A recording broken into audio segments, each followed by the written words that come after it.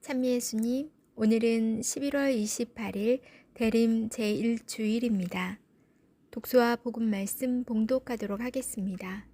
성부와 성자와 성령의 이름으로 아멘. 제1독서입니다. 예레미야서의 말씀입니다. 보라, 그날이 온다. 주님의 말씀이다. 그때 나는 이스라엘 지방과 유다 집안에게 한 약속을 이루어 주겠다. 그날과 그때에 내가 다윗을 위하여 정의의 싹을 돋아나게 하리니 그가 세상의 공정과 정의를 이룰 것이다. 그날에 유다가 구원을 받고 예루살렘이 안전하게 살게 될 것이다.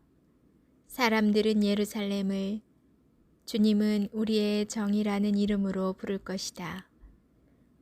주님의 말씀입니다. 하느님, 감사합니다. 제2독서입니다. 사도 바오로의 테살로니가 일서 말씀입니다. 형제 여러분, 여러분이 서로 지니고 있는 사랑과 다른 모든 사람을 향한 사랑도 여러분에 대한 우리의 사랑처럼 주님께서 더욱 자라게 하시고 충만하게 하시며 여러분의 마음에 힘을 북돋아 주시어 우리 주 예수님께 당신의 모든 성도들과 함께 재림하실 때 여러분이 하느님 우리 아버지 앞에서 흠없이 거룩한 사람으로 나설 수 있게 되기를 빕니다. 아멘. 그러므로 형제 여러분, 끝으로 우리는 주 예수님의 이름으로 여러분에게 당부하고 권고합니다. 여러분은 어떻게 살아가야 하는지, 어떻게 해야 하느님 마음에 들 수 있는지 우리에게 배웠고 또 그렇게 살아가고 있습니다. 더욱더 그렇게 살아가십시오. 우리가 주 예수님의 권위로 여러분에게 지시해 준 것들을 여러분은 잘 알고 있습니다. 주님의 말씀입니다. 하느님, 감사합니다. 복음 말씀입니다. 루카가 전한 거룩한 복음입니다. 그때 예수님께서 제자들에게 말씀하셨다. 해와 달과 별들에는 표징들이 나타나고 땅에서는 바다와 거센 파도 소리에 자지러진 민족들이 공포에 휩싸일 것이다. 사람들은 세상에 닥쳐오는 것들에 대한 두려운 예감으로 까무러칠 것이다. 하늘의 세력들이 흔들릴 것이기 때문이다. 그때 사람의 아들이 권능과 큰 영광을 떨치며 구름을 타고 오는 것을 사람들이 볼 것이다. 이러한 일들이 일어나기 시작하거든 허리를 펴고 머리를 들어라. 너희의 속량이 가까웠기 때문이다. 너희는 스스로 조심하여 방탕과 만취와 일상의 근심으로 너희 마음이 물러지는 일이 없게 하여라. 그리고 그날이 너희를 덫처럼 갑자기 덮치지 않게 하여라. 그날은 온 땅 위에 사는 모든 사람에게 들이닥칠 것이다. 너희는 앞으로 일어날 이 모든 일에서 벗어나 사람의 아들 앞에 설 수 있는 힘을 지니도록 늘 깨어 기도하여라. 주님의 말씀입니다. 그리스도님, 찬미합니다. 잠시 묵상하겠습니다.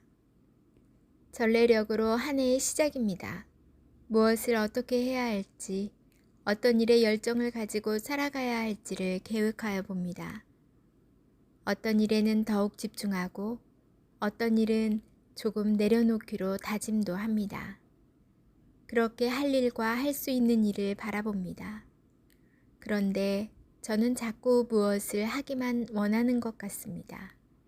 일하기를, 놀기를, 사랑하기를, 행복해지기를 원합니다. 그래서인지 자신이 무엇인가를 하기 원하는 만큼 다른 이에게도 그렇게 요구하는 것 같습니다. 만일 그 일이 제대로 되지 않으면 실망하고 그를 괴롭힙니다. 나도 이만큼 하니까 너도 이 정도는 해야 한다며 다그치기도 하지요. 무엇을 하기 위해서는 무엇을 했는지를 먼저 바라보았으면 합니다. 그러면 내가 하지 못했던 것들을 더 자세히 바라볼 수 있습니다. 그래야 다른 사람을 다그치지 않고 내가 먼저 할 수 있지 않을까요? 우리는 미래의 일을 알지 못합니다. 기다리며 준비할 뿐입니다. 또한 그 기다림의 시간 속에서 우리는 당연히 어떤 일을 하며 살아갑니다. 그 일을 잘 하려면 먼저 내가 하지 못했던 일들을 바라보아야 합니다. 내가 얼마나 많이 사랑했는지, 그 사랑을 얼마나 많이 표현하고 지켜왔는지, 또한 다른 이의 사랑을 얼마나 욕심 없이 잘 받아들였는지를 먼저 바라볼 때 더 잘할 수 있는 힘을 지니게 될 것입니다. 예수님의 오심을 기다리는 대림 시기의 시작이자 전례력으로 한 해를 새롭게 시작하는 오늘, 먼저 지난 시간들을 되돌아봅시다. 지나간 영역의 시간 속에서 미안하고 감사한 일이 얼마나 많은지 느껴야 합니다. 그래야만 잘할 수 있고 함께 그 시간을 이겨나갈 수 있습니다. 기다림의 시간, 오늘을 통하여 더욱 행복해졌으면 합니다. 아멘. 성부와 성자와 성령의 이름으로 아멘. 제가 어제 말씀드렸듯이 클라라네 같은 반에 확진자가 나와서 오늘 그 반 아이들 모두 다 검사를 받게 되었는데 클라라도 오늘 가서 받고 왔어요. 검사를 받고 왔고 결과를 기다리는 중이에요. 그런데 어제 저녁에 클라라가 걱정이 너무 되었는지 알고 있는 모든 친구에게 다 전화를 하더라고요. 그래서 자기 큰일 났다, 어떡하냐, 걸리면 어떡하지, 죽으면 어떡하지, 막 그 걱정에 꼬리를 물어서 그 작은 눈송이가 눈두덩이처럼 불어나더라고요. 그 모습을 보면서 걱정하지 않아도 뭐 어차피 일어나지 않을 일은 똑같은 건데 저렇게 해서 미리 기분을 우울하게 만들 필요가 있나, 우리도 그럴 수도 있겠구나 살아가면서 라는 생각이 들더라고요. 그러면서 오늘 어느 신부님의 강론 말씀이 걱정을 너무 많이 했을 때 어떻게 되나, 우리의 일상에서의 근심 걱정에 대해서 말씀해 주시는 게 있어서 여러분들과 공유해 볼까 합니다. 신앙생활을 제대로 하지 못할 정도로 일상의 근심에 빠져 있는 모습은 씨 뿌리는 사람의 비유에 나오는 가시덤불에 떨어진 씨의 모습입니다. 가시덤불에 떨어진 것은 말씀을 듣기는 하였지만 살아가면서 인생의 걱정과 재물과 쾌락에 숨이 막혀 열매를 제대로 맺지 못하는 사람들입니다.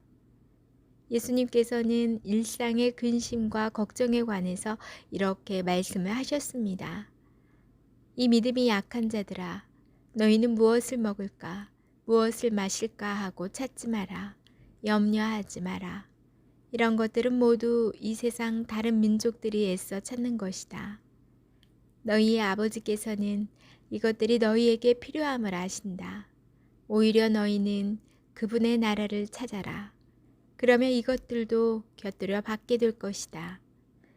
이 말씀은 먹고 사는 문제가 중요하지 않다는 뜻이 아니라 그런 문제에만 집착하다가 하느님을 잊어버리는 일이 없도록 하라는 뜻입니다.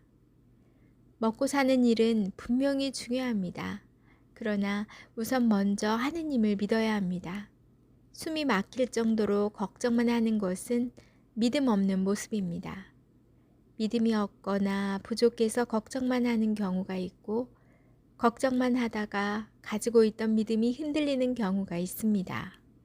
세상을 살다 보면 걱정할 일들이 생기고 그런 일들 때문에 걱정하는 것 자체는 잘못이 아닌데 어떤 걱정이든지 간에 믿음으로 극복하려고 노력해야 합니다. 네, 세상 걱정이 먼저가 아니라 하느님 나라를 먼저 찾으라는 말씀 잘 묵상하면 좋을 것 같아요. 남은 주일도 잘 보내시고 저는 내일 다시 만날게요.